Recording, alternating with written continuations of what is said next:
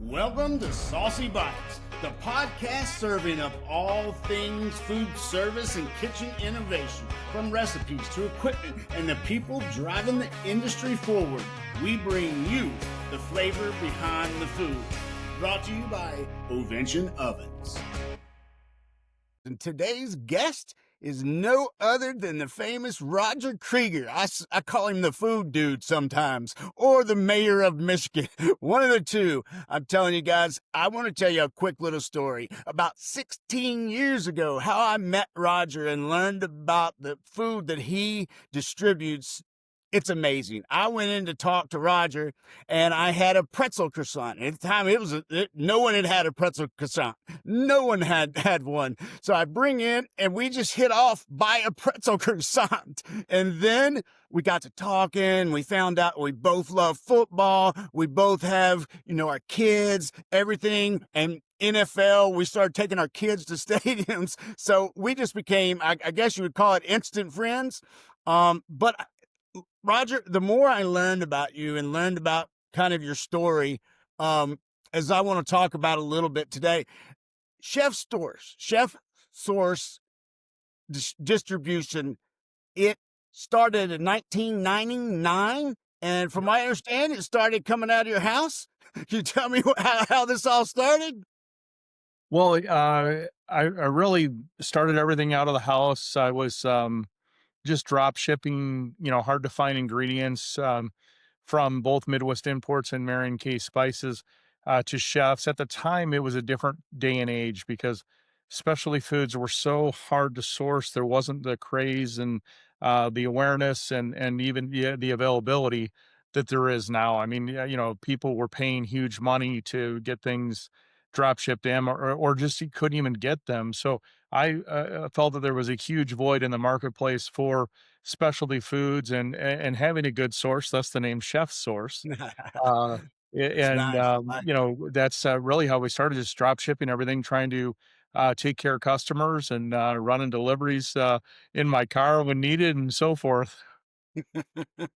Well, as you know, I'm a chef, and I just want to tell you, when sales guys come by and they don't have an appointment, or they do, they bring in stuff, they bring in samples. Chefs sometimes don't have a time, but they don't want to. They don't want to be seen, heard, or talked to, and you got to do that. How do your guys out on the street establish relationships to where they are welcome?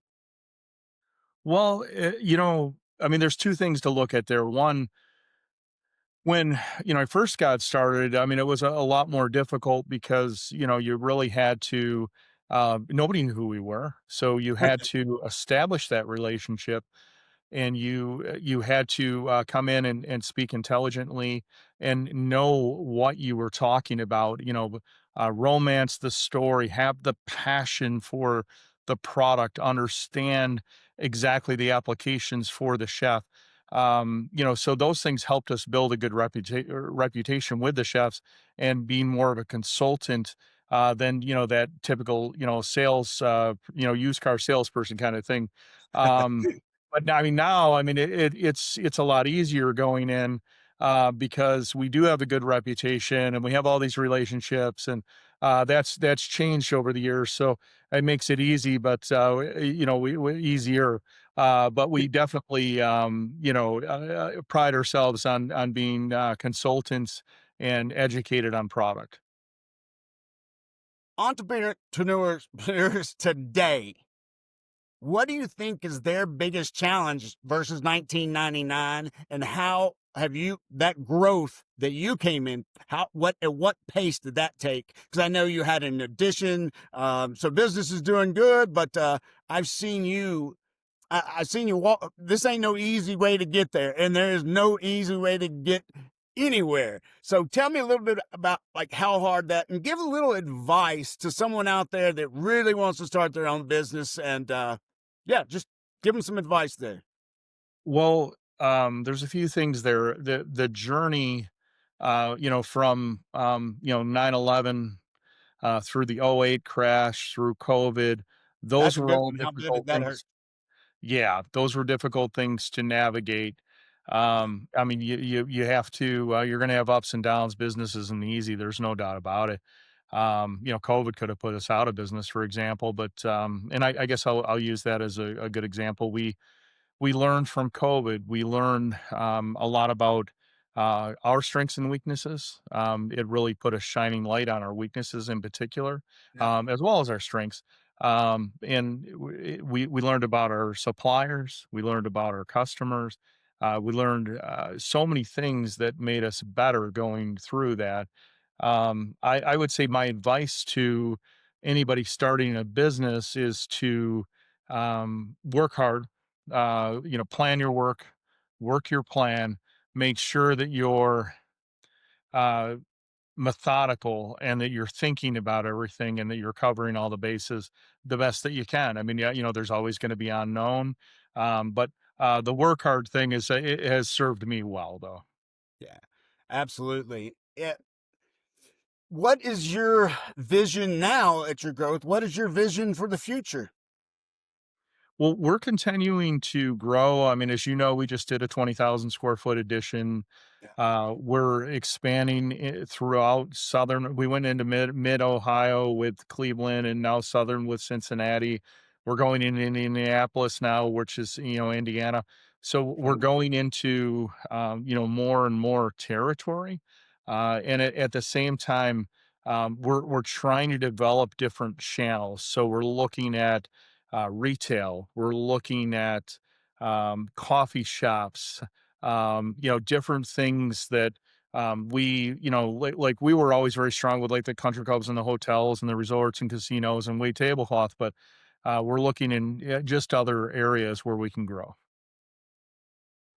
I always love this question because I know for me what that's like, but out there, tell people, like, when you go to start a business, you think this is the amount of money you're going to need, and I've always said when I opened a restaurant, that was not even close to the amount of money I needed to run a business, and I didn't have enough money for backup. I didn't have money if something happened. If so, it's so hard to go in and think I need $10,000. Tell us about, like, what you started and what you ended up needing to put in the business.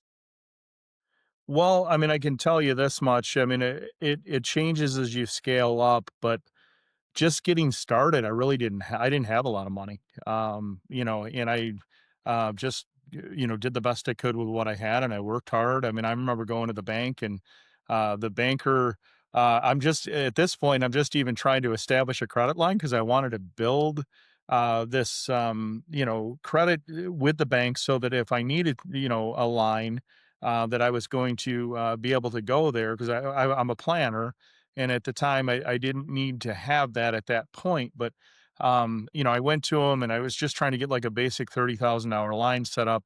And they came back with this horrible rate, like, I don't know, $1,200 in fees or something to set the thing up. And I told him no. And when I told him no, he said, uh, I'm so glad that you said that because I would have thought less of you had you accepted this. He goes, it's a horrible deal. He goes, I'll go back and talk to the underwriters and the powers that be Ah, and nice. see what I can do for you. And I formed actually a very good relationship with this particular banker at the time. And I mean, that was kind of the start of me, learning. I mean, you really do have to stick to your guns and make good decisions and and you don't have to do anything, I mean, it's up to you. It's all about decisions, right? And that one happened to be one of the first of, hopefully many after that, right? So that was how that got started anyway. Well, how you like throughout your lifetime, I'm sure you've been in, I don't know, thousands of kitchens in the back of the house. As you know, Ovention Ovens is where I work. I am their corporate chef, and they're sponsor of this podcast. But what I wanted to say, I've been in a bunch of kitchens myself. You've been in a bunch of kitchens. We are a hoodless, ventless. All our equipment is hoodless, ventless, so we don't need a hood vent system. It can go, it's completely ventless. So that that to me shows right there the cost of a hood can go away, which is making more money. When you're in and out of kitchens these days, or compared to 10 years ago, are you seeing more hoodless, ventless equipment, or you say it's, still the same, burning fire with this, steamers, or have you seen hoodless, ventless equipment in the field? I think there's more and more of that. I think it's definitely moving in that direction because it is so costly. As you know, I bought my first hoodless, ventless oven from you many years ago now when it was brand new technology.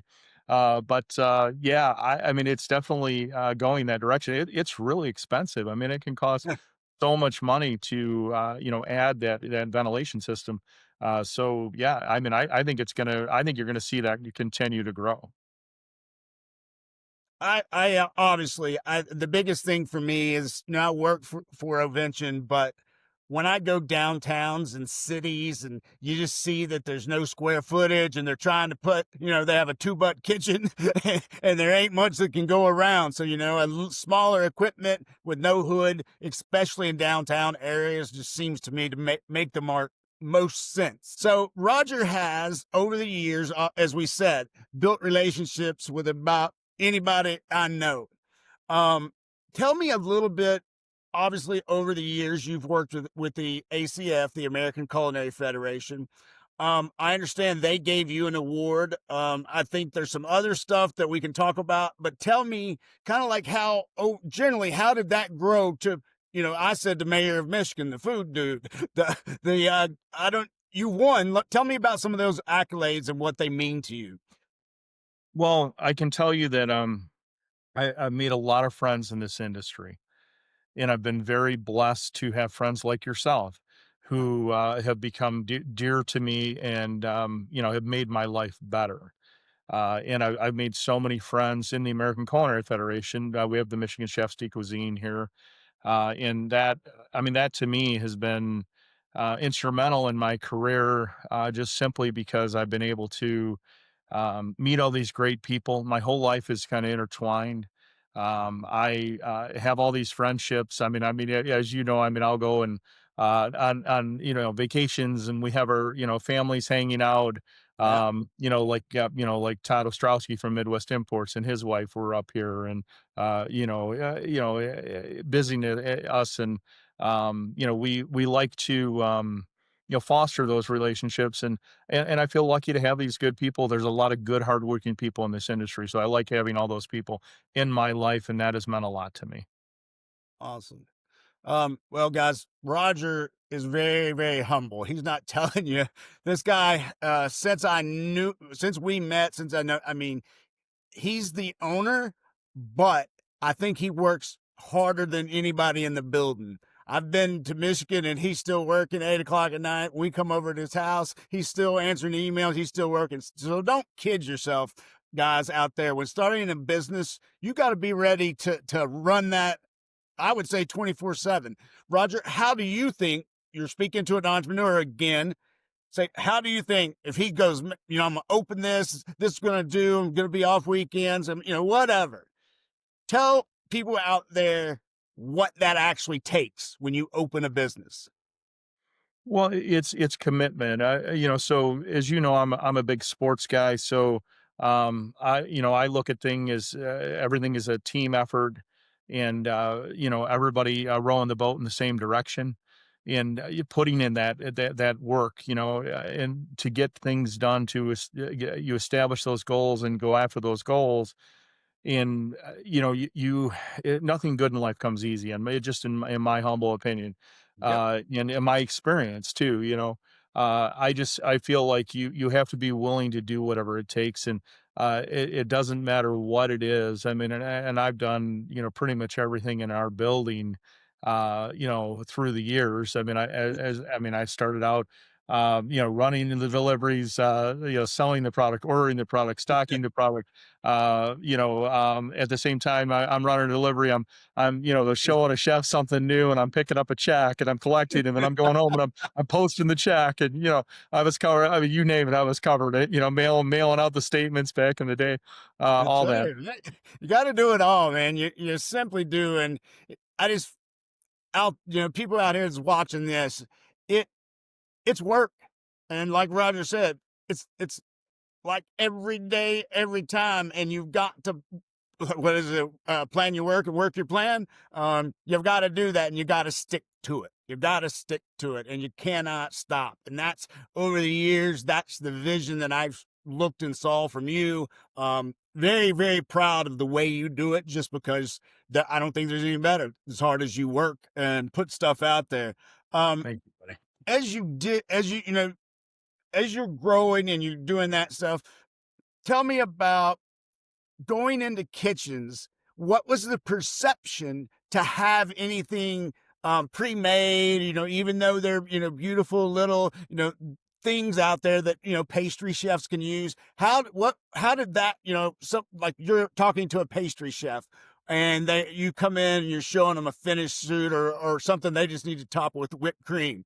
How did you transition to have pastry chefs go, oh yeah, I could really use that?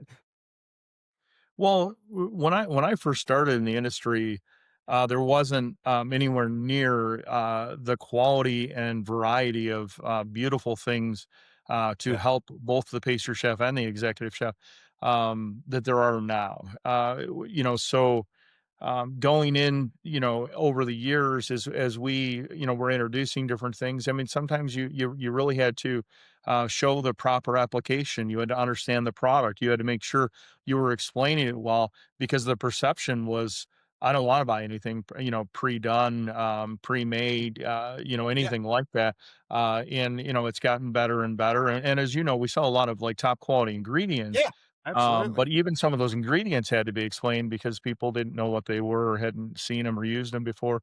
Um, and I just think things have gotten better and better, and to make our customers' lives easier. And this is one of the things that I love when our customers will say, you've helped me in my career, you've helped make my life better. And I have literally heard this from customers because they've said, you know, without you bringing all these cool things to help enhance what we do and make our lives easier, my career, my life, you made my life better. I've literally heard that, and that has made me feel like $1 million because I feel like we've found those like cool, hard to find ingredients and or finished products that fit the bill. I mean, when somebody's got a party, for 5,000 people, do they really want to make spanakopita? Yeah. Think about it. No. Like you start thinking about even all those beautiful chocolate decorations that we have. Do they really want to start putting out, Yeah. 5, Mhm. 10,000, little decorations that they got to make? And Yeah, and the you labor. gotta figure out where you're going to put your, time, effort, and energy into, and what's, what you can make and what you can certainly get help with. How do you source stuff? Where are you getting it? These look, So, I've I seen mean, them. we You got source some from we cool source from stuff. all over the world. I mean, I do a lot of travel. I have an extensive travel schedule where I'm out, constantly visiting suppliers, going to different shows, researching trends, and looking at what's going on out there, all over the place. And I mean, it's time consuming and it's a lot, but it's important to me and it means a lot. And I'd probably be a little bit skinnier if I wasn't out trying all that good stuff all the time. But, that's all right. I love it though. I've always said that, and somebody will ask me about this now, and I'm talking even like a cheeseburger, grilled chicken, just your regular stuff.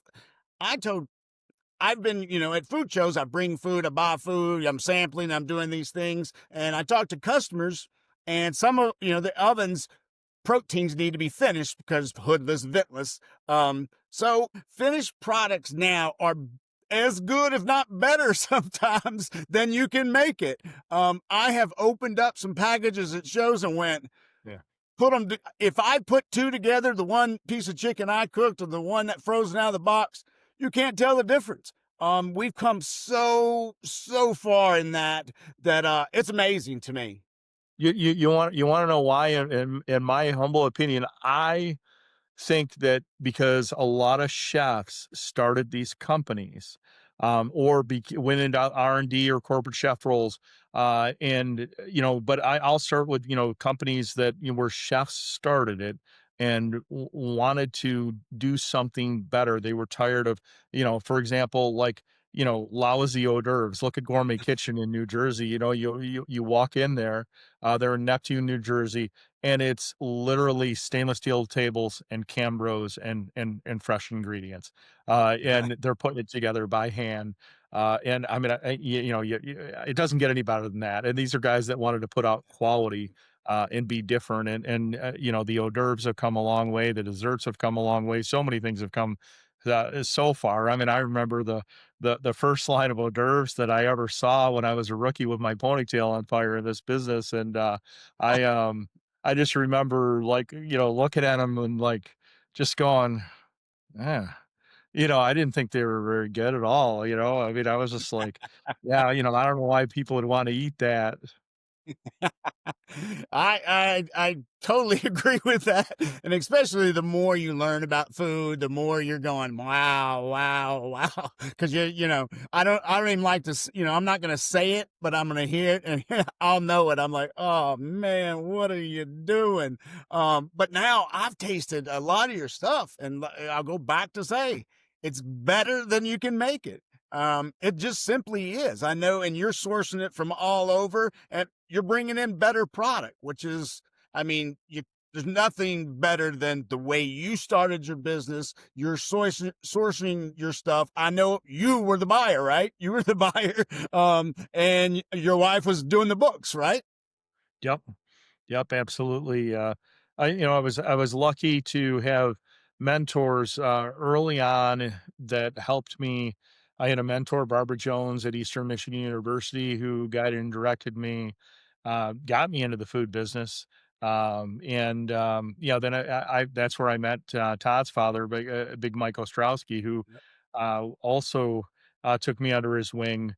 And these were important moments in my life, because he owned Midwest Imports at the time, and he got me to fall in love with gourmet food. And I mean, I didn't grow up with gourmet food. I mean, I grew up with good old American meat and potato kind of food. But he really opened up my eyes and was able to guide and direct me.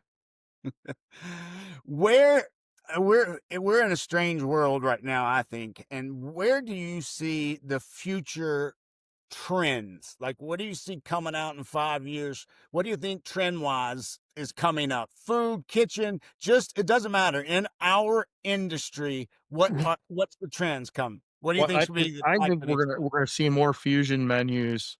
I think we're gonna see, obviously more, ethnic food. I think we're gonna see clean label, sustainable, organic, vegan. I mean, you're all that is going on right now. The celiacs with gluten free. I think that's going to continue. That's not going away. It's not a fad. There are people with celiacs that really need to be careful with their diet, and it's a problem for them. There's so many cool things going on. I love the clean label movement. Yep. I love the sustainability, the local farmer, the local product movement. I mean, Mhm. all that stuff to me has made the food better. It's made the cool boutique restaurants better because I do think that there's a lot of with the big box guys, and I won't name any of them, but where it's all the same stuff, so like those restaurants that are setting themselves apart are, really, doing unique and cool things, with local and fresh and sustainable clean label. They're looking for, Yeah. things that, are non-GMO and don't have all this garbage and, things I mean, you can't even pronounce it, in the ingredient Yeah. statement. So, I love where it's going. I think it's going to continue to get better and better. And I mean, and some things will always be a staple. I mean, I mean, our steakhouse is always going to be around. I hope so. Yes. So, you know, That being said, what's the best meal or where you ate your favorite meal or best meal? What would you just think about? What restaurant? oh my gosh. I mean, there's been so many over the years that, I feel blessed to have been able to go to so many different places and have so many different, wonderful meals. I don't know if I could really just say one. I mean, I love it. So I love flavors. I love spice and I love layers of flavor, like my friend always says. And I just absolutely, enjoy going and trying different things. So, Yeah. I mean, I'm all over the gamut. I mean, I can be, happy with, anything from, as Szechuan Italian. I mean, all the way to Filipino. I mean, you name it. I mean, I can do it, and I mean, I love sushi. I mean, there's so many, there's such beautiful food out there, and that's what makes this business great. Absolutely. What was that Chinese place in Las Vegas we went to? The Oh God. one we took your brother to. Oh, Oh, best friends. best friends. Oh, Guys, I'm isn't gonna that it? tell you, Yeah. on my side, it's one of the best meals I've ever had. I don't own them, have no affiliation, have Yeah. nothing, but I'm telling you, we threw down there and we'll throw down there again. It was just, I mean, it's just great. And as Roger said, you get to try a variety of food that has layers of flavors and then more flavors of. So anyway, going to living in Michigan, I always heard and I know that they have the biggest ACF chapter. And they also have, Michigan also has the most master chefs. How does that happen? I just don't I think of Chicago as the main city, New York and Chicago for food, but I had no Yeah. idea master chefs were in Michigan. Yeah, everybody can, think of, Chicago, New York, LA. I mean, food. Yeah, I mean, they're certainly food meccas, and as you know, I love Chicago. Yeah, Detroit has a very cool culinary scene. We have a ton of great culinary schools. So when you look at all these culinary schools and you look at the level of instructors, we're like Schoolcraft with all the master chefs there, right? Um, You've got Oakland Community College, you got the Culinary Institute of Arts, Macomb Community College. So many great schools that we're lucky with all those passionate instructors that I'll say are mentors, which I believe that a lot of the instructors have mentored these young men and women and done a great job in helping them with their careers, and it's raised the level of culinary here in Michigan. And we've also had some folks come in from out of town too that I think have been really cool too, where they've come in and helped raise that bar too. absolutely. Come from Um, some of those other big cities too. Oh yeah, Yeah, absolutely. The flavors transfer. They travel. I've yeah. always said, like in Kentucky here, we're about a year behind on the food scene. So somewhere I've eaten in Chicago, I may not get that food for another year here. So we're a little slow on the trends, but we get there. But saying that right there brings me into the next thing. I've always thought that you would make or are a great mentor. So much so that I sent my son.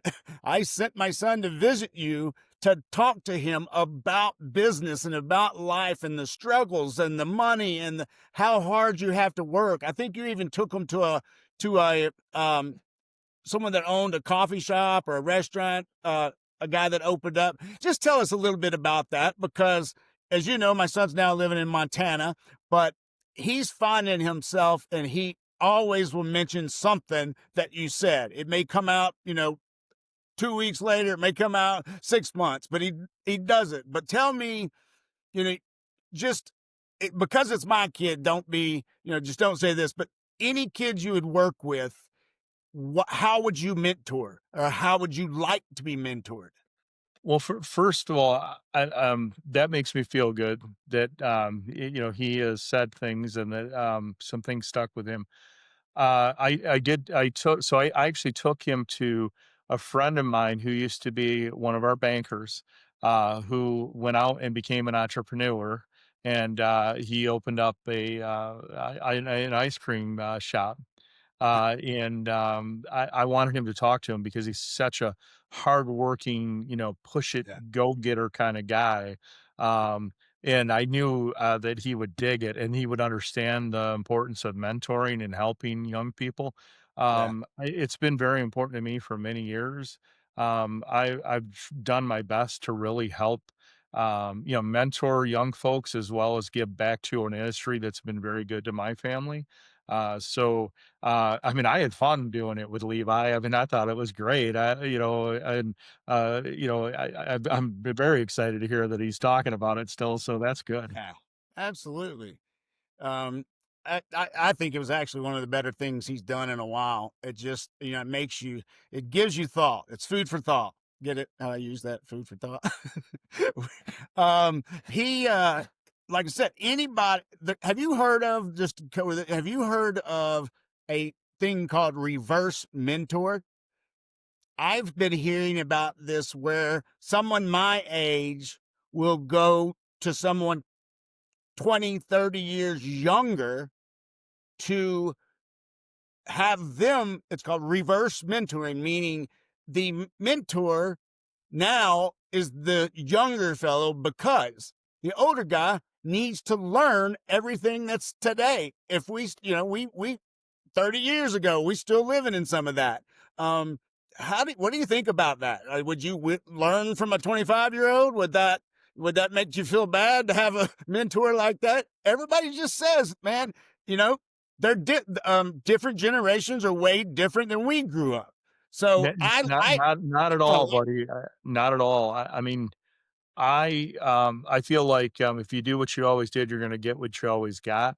mhm, And you have a lot of, like, wisdom, of course, that you can share with the youth, but times change, things keep yeah, growing, and that's one thing that'll help you in business. You gotta keep up with that change, and you gotta keep moving, right? yeah, And moving forward and keep up and not get complacent. So, yep, I mean, to me, I mean, I've learned from, I'll use Anthony Adair at, Carmela as an example, who's, a very, nice young man that I work with on a regular basis. He's the vice president of sales, and we actually feed off each other very well, which has been fun for me. And even some of the folks that I've mentored, I learned from them, because I'm curious about what they're doing in their lives and what's going on, and they'll start telling me about this cool stuff, and I'll be like, I never heard of that. yeah. So it's kind of I fun for just me. totally believe it. I totally believe that that might even be better when you're learning from the youth and you're learning and you see what's going on. I believe if you don't, you're going to leave yourself in the dark and you're going to get behind. And so, anyway, I wanted to ask about the reverse. So we've been talking a little bit. I hope you guys have learned a little more about Roger. And Roger, at the end of my podcast, I pull this out and I do a quick fire. Quick fire Okay. question. Some of them may be a few words, but if you can use one word, just use it. But if you need to tell Mm, it, but stay short. All right. okay, Are you ready? let's go. What habit has contributed most to your success? What habit? We're working hard. A book or a mentor that shaped your leadership style? Book or mentor? Unreasonable expectations. It actually follows, and I want to expound on this because it follows the Yeah, go Ritz-Carlton ahead. philosophy of, exceeding expectations for guests. You exceed expectations in anything you do in life. It's like a undercommit and overdeliver kind of thing, where, they actually empowered, all of their, associates, their team members, with $2,000, to make a guest happy, for example, right? Whatever they needed, if their glasses got broke, they could run and get their glasses fixed. If their luggage got lost, they could run and get them clothes. Whatever it was, they Yeah, wanted to make that guest happy, and I live by that philosophy that we yeah, we want to make our customers happy. So I think it's kind of neat, to be able to. Like, I love reading books. I was always the guy listening to the tapes and stuff back in the day. So I love that story with the Ritz Carlton. I mean, I think that philosophy. I mean, we are ladies and gentlemen serving ladies and gentlemen, and that yeah. was the philosophy of it. Totally agree. I've told chefs that I have chef friends, and I won't say who or where, but or why, but they cook for themselves. Like, I love it, and I love this spice, and I love this. And I've always said, you're not cooking for yourself, you're cooking for your guest. So you can't necessarily cook what you like and what you love. I always tell that younger chefs that I go, I'm like, look, you've got to remember, you're cooking for them. Yeah, You not cooking for yourself. So take that name brand and take the brand that you have in the menu, but make it, you know, so that everybody can enjoy it, not just what you like. So, um, 100%. what's the most unusual food you've ever had? Most unusual food I've ever had, oh my gosh, I've eaten so many things, over the years. I mean, I've eaten, brain and, the sweet glands and, beef cheek, pierogi, tongue. I mean, Yeah, you name it. I mean, I've eaten so many things. I'm not afraid. When I started in this business, I was afraid. That yeah, now right. I feel like I'm not afraid at all, you know? What's the weirdest thing you think you've ever sourced for Chef Source? Well, I mean, it does nothing seems weird to me anymore because if you can pronounce it, we can find it, and that's the whole thing with Chef Source, the source for the chefs, right? We always wanted to find hard to find ingredients. I mean, we've sourced everything from, um, you know, uh, fennel bee pollen, granulated to, squid ink to kaffir lime leaves. And then as the trends have went through the squid inks, the molecular gastronomies, with the tapioca maltodextrins and, finger limes. And, there's been so many things over the years that, chefs have come to us for. It all seems normal to me now. And of course, I mean, people, chefs in the industry, a lot of it will seem normal to them, but like you talk to like, just your neighbor next door, and they're like, "What? What are you talking about? What's sheet gelatin, right?" I mean, we Yeah, stock 'em, right. even with the spices, grains of paradise and garam marsala. I mean, we stock so many, just oddball spices, even, Yeah. and we can source anything. When I take a field trip, I usually go to Roger's kitchen and see if I can get some samples of some stuff. I always try to come back with at least a few samples. And I always, when I come down, I always find something. You always show me something I've never seen before. So when I go down, when I take a field trip, I also count it as a learning trip. Uh, learning from you and just seeing the products. All right, let's see here. Sweet, savory, or spicy? You know what? I'm gonna have to go sweet, just because. Surprise me. I mean, I have a huge sweet tooth. I mean, my wife makes fun of me, still to this day, because when we met, she goes, "I never met anybody who had a candy drawer." If my own candy drawer. Hey, I have a candy drawer. It may be a drunk drawer, but it has a lot of candy in it too. Awesome. Absolutely. All right. Advice that you would give young chefs. You know, I'm gonna obviously the working hard thing is very important. Plan your work and work your plan is very important. And find a mentor.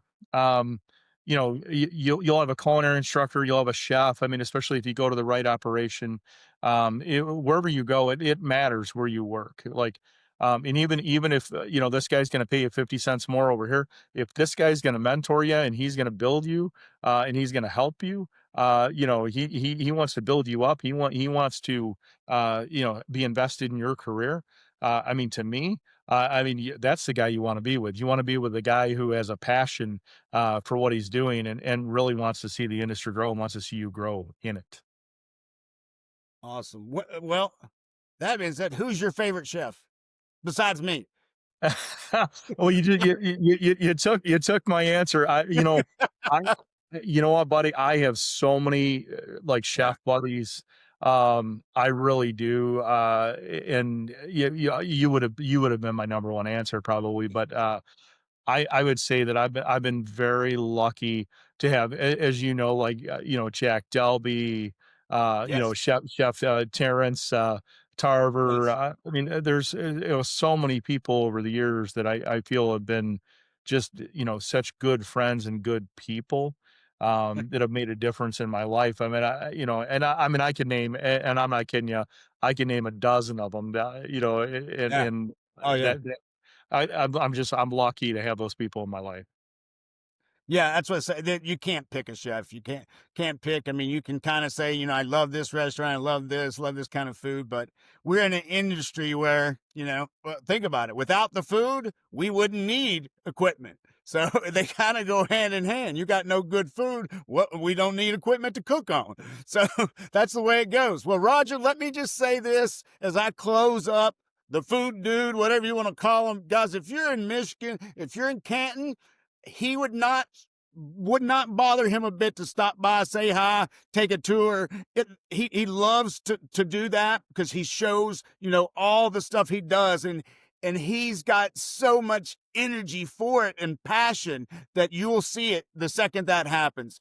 Also, get on and check out his catalog for him, man. You want to talk about the beautiful catalog with some beautiful food? Check that catalog out because, Roger, take something real quick about that because I found it to be pretty amazing. And you say that and we'll go back to cutting off, but I had to tell him that. Thanks, buddy. Well, the catalog's very important to me. I actually I love marketing. I went to school for marketing, and I mean, putting that together is a labor of love. And when I started, in the business, I mean, the technology and the marketing materials that were available were pretty bad. Uh, and I always wanted to have the best book out there. And we've been told by many how much they love our book. And I love putting it out every year because everybody gets excited and they can't wait to see it.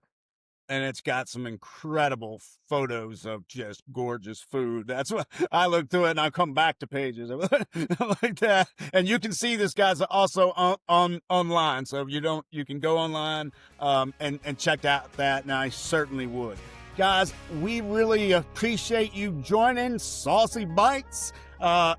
Sponsored by Ovention Ovens, the company I work for. Guys, we're going to see you next time on Saucy Bites.